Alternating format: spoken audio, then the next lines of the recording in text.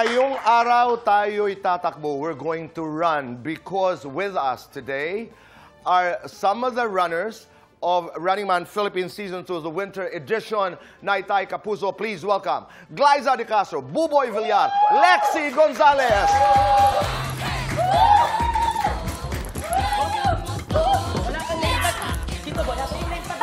Paano? Hi guys. Lexi, how are you? Tito Boy. Tito Boy, maraming salamat. Lamig pa rin po kami, Tito Boy. Oo nga eh. Pero di ba may Running Man post kayo? Paano yun? Paano yun? Iba-iba po yan. May two different type of poses. Oh, God. Okay. Meron pong ganito, pero meron naman pong ganito. Ayan po. Ganon. Apo, yan po. Kailangan ng balance. Apo. Oo, So parang, let's go, running man! Running Man, go! Tito Boy. Yung mga trophy po. Isa pa. Yung mga trophy po. Isa pa.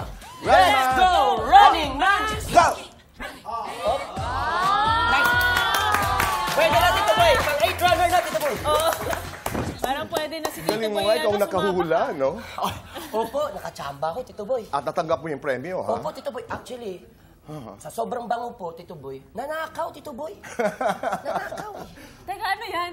Yung pabango ko, yung nag-running man tayo, spray ako ng gano'n. Regalo sa akin, Tito Boy, yan eh. Spray ako. Nilagay ko sa table. Di po ako nagbibiro, Tito Boy. Talaga? Kaya nga po eh. Pag dating ko doon, asan na yung binigay sa akin ni Tito Boy? Wala na umamin. Yun yung pinapano ko sa ban natin. Oo. Kaya nalungkot ako, Tito Boy. Ang dami mo Okay, nang parang nagpaparinig, no? Mamaya na natin pag-usapan. Okay. Medyo naantig naman ako sa iyong kwento. Pero nung nakaraang Sabado po, nag-umpisa ang Running Man, the first episode. Congratulations! #1 po among all the shows last Saturday. Congratulations. Thank you sa lahat ng mga nanonood. At napakarami nang nabitin. So ang kanilang katanungan, ano bang mga missions ang aming aabangan? Nako. Lex. Madami pa. Actually, isa na dyan yung next namin na episode. Ito matindi ito kasi meron kaming MMA fighter na Dako. guest. Oo. As in, Best actress. MMA Yes. fighter?